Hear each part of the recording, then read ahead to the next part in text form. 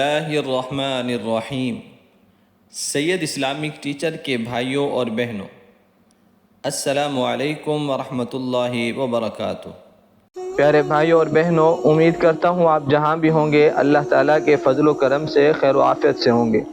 اللہ کریم آپ تمام کی پریشانیوں کو دور فرمائے، اور خاص میری دعا جو بھائی یا بہنیں ہمیں دعا کے لیے کمنٹس میں نام لکھتے ہیں، یا اللہ ان تمام بھائی اور بہنوں کی ہر جائز حاجت کو پورا فرما۔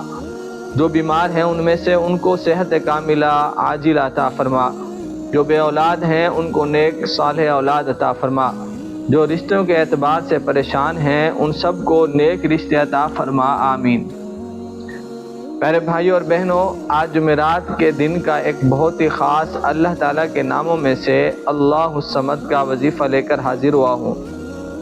اللہ الصمد کا معنی ہے اللہ بے نیاز ہے۔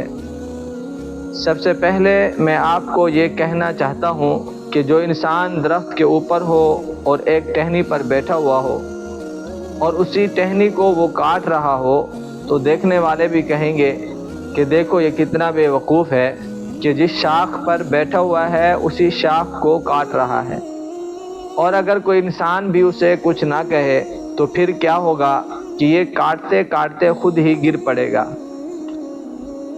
تو یہ میں نے آپ کو ایک مثال دی ہے۔ ہمارا جو معاشرہ ہے، ہمارے جو گھریلو معاملات ہیں، جو ہمارے محلے یا رشتہ داروں کے معاملات صرف اسی حد تک ہیں کہ گھروں کے گھر تباہ ہو رہے ہیں، صرف اس وجہ سے ہیں کہ جس شاخ پر آپ بیٹھے ہوئے ہیں اس شاخ کو آپ کاٹ رہے ہیں۔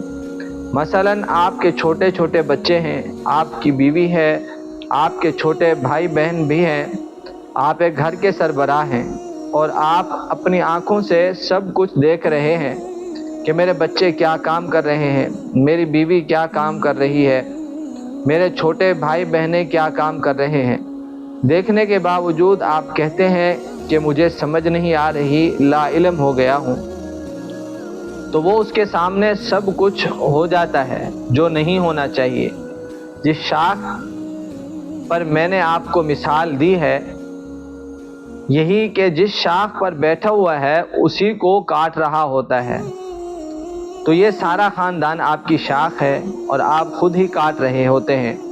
آپ کے بچے آپ سے دور چلے جاتے ہیں، غلط سوسائٹی میں چلے جاتے ہیں، نماز کے پابند نہیں ہوتے، فجر میں نہیں اٹھتے، قرآن پاک کی تلاوت نہیں کرتے، بڑوں کا ادب نہیں، عورتوں کی عزت نہیں کرتے، اور پھر آخر انجام یہی ہوتا ہے کہ وہ خاندان کچھ عرصے میں ختم ہو جاتا ہے، دشمنوں میں بدل جاتا ہے۔ اس کی وجہ کیا ہوئی؟ صرف یہی کہ اس نے خود کو پہچانا نہیں، اس نے اپنی ذمہ داری کو نہیں لیا، اللہ کی قربت حاصل نہیں کی، پیارے آقا صلی اللہ علیہ وسلم کی سیرت کو، حضور صلی اللہ علیہ وسلم کی زندگی کو نہیں پڑھا۔ تو دوستو، یہ تھوڑی سی بات میں نے آپ کو سمجھائی ہے۔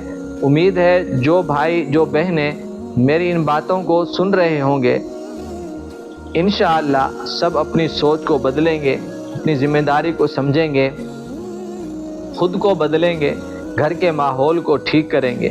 ہمارا مقصد یہی ہے کہ آپ اپنی زندگی میں خوشیاں لے کر آئیں، اور یہ خوشیاں اس وقت تک نہیں آ سکتی جب تک آپ اللہ کی محبت اور حضور صلی اللہ علیہ وسلم کی زندگی کو آپ نہیں سمجھیں گے۔ تو بھائی اور بہنوں، اب ہم اپنے اصل ٹاپک کی طرف چلتے ہیں۔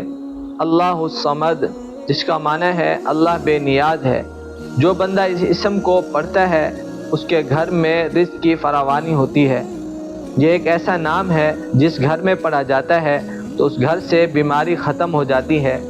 یہ ایک ایسا نام ہے کہ جس گھر میں یہ پڑھا جاتا ہے اس گھر سے پریشانی ختم ہو جاتی ہے، اس گھر کے اندر محبت عزت آ جاتی ہے، اس گھر کے اندر اللہ کا نور آ جاتا ہے اور اللہ کی رحمت آ جاتی ہے، اور اس گھر کے اندر آپ کے بچے پڑھے لکھے ہوں گے۔ اور جس گھر میں یہ پڑھا جاتا ہے اس گھر میں اللہ تعالیٰ ایسی جگہ سے رزق دیتا ہے کہ آپ سوچ نہیں سکتے۔ پیارے بھائی اور بہنوں، یہ جس گھر میں پڑھا جاتا ہے اس گھر میں اگر کوئی بچہ پڑھا لکھا ہے تو اسے اس کے لیول کی جاب مل جاتی ہے۔